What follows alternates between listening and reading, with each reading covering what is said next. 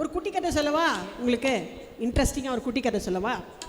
உங்களுக்கு தெரியும்ல, ஒரு மக்கள் திலகம் அவருக்கும் கவியரசருக்கும் ஒரு சின்ன பிரச்சனை. ஏன்னா கட்சி சார்பான பிரச்சனை. அவர் கட்சிக்கு ஒரு கட்சிக்கு ஒத்து வராது, ரெண்டு பேருக்கும் ஒரு சின்ன பிரச்சனை.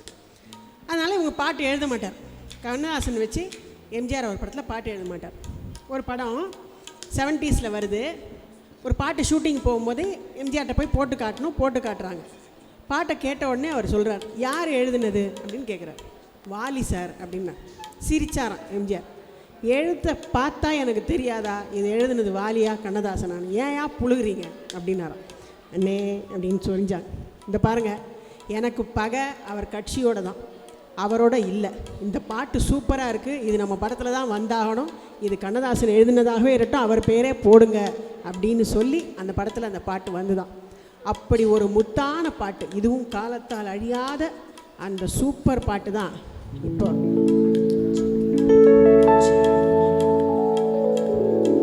விழியே கதை எழுது,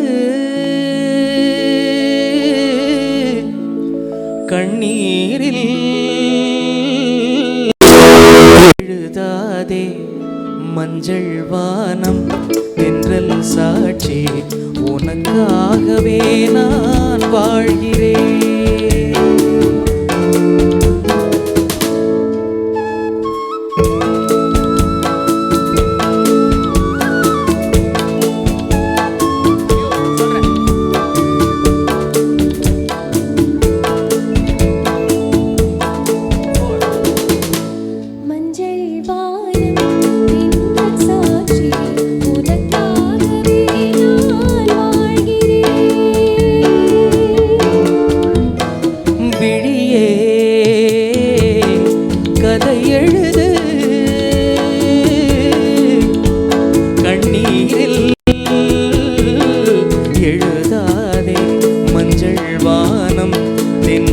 சாட்சி, உனக்காகவே நான் வாழ்கிறேன்.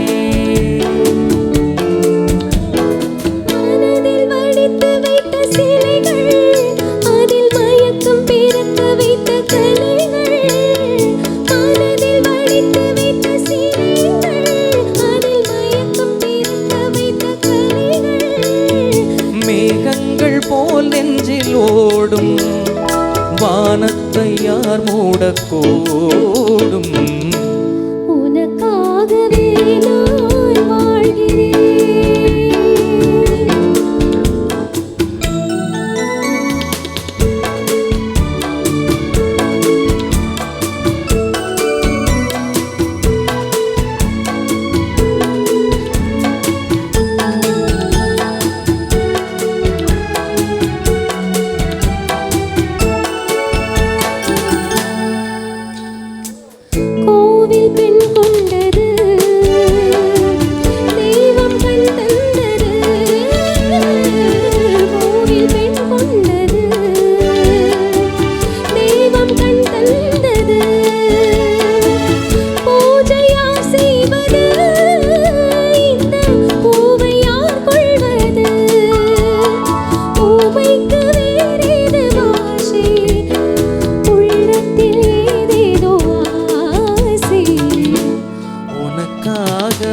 நான் வாழ்கிறேன்.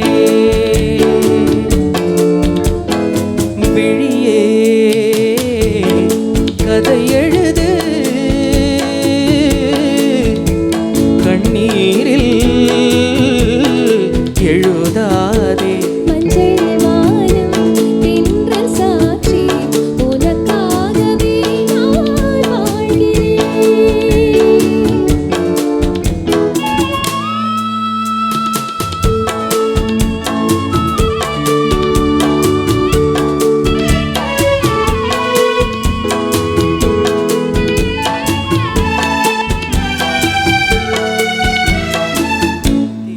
பெண் தந்தது ஜோதி எரிகின்றது, தீபம் எரிகின்றது, ஜோதி தெரிகின்றது,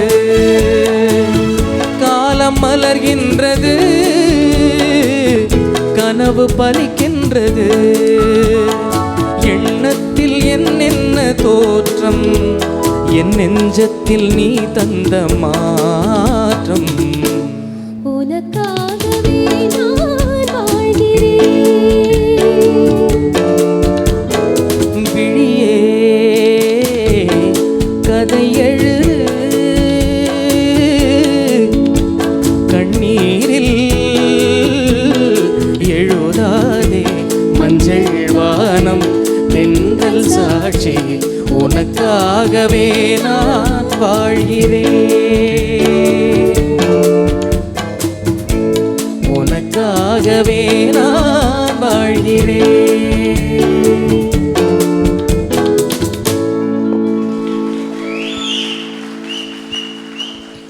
பலே பலே தேங்க்யூ.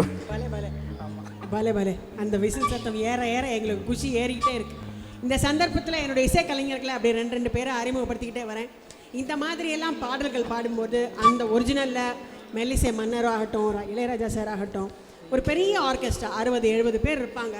அப்படி ஒரு பிரம்மாண்டத்தை வந்து இங்கே இந்த 2 கீபோர்டுக்குள்ளே அடக்கி உங்களுக்காக வாசி காட்டிக்கிட்டு இருக்கிறது முதல்ல எங்களோட சீனியர் தலை ஜேவியர்.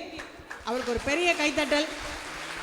நீங்கள் கியோஃபாரில் கேட்குற நல்ல நல்ல டோன்ஸ் எல்லாமே அவர் கிரியேட் பண்ணது தான். உலகத்துக்கே டோன் சப்ளை பண்ணுறாரு, விஎஸ்சி சப்ளை பண்ணுறாரு. Such a genius. ஆனால் பார்த்தா அப்படி தெரியாது, நான் இல்லைம்பாரு. சரி, நம்ம வச்சுப்போமே ஜீனியஸ்னு. ஒரு பெரிய கைத்தட்டல் ஜேவியருக்கு. தேங்க்யூ ஜேவி குட்டி.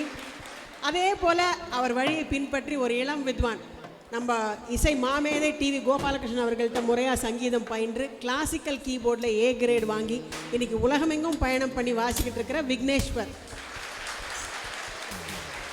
இவரை நீங்கள் இதே மேடையில் வேறு கச்சேரி வாசித்து பார்த்துருப்பீங்க. அதனால தான் சொல்ல அவரோட வெர்சிட்டாலிட்டி உங்களுக்கு நிச்சயமாக தெரிஞ்சிருக்கும். இந்த மாதிரி ஒரு சந்தர்ப்பத்தில் ஒருத்தராக இன்ட்ரடியூஸ் பண்ணுறேன். அப்போ விசில்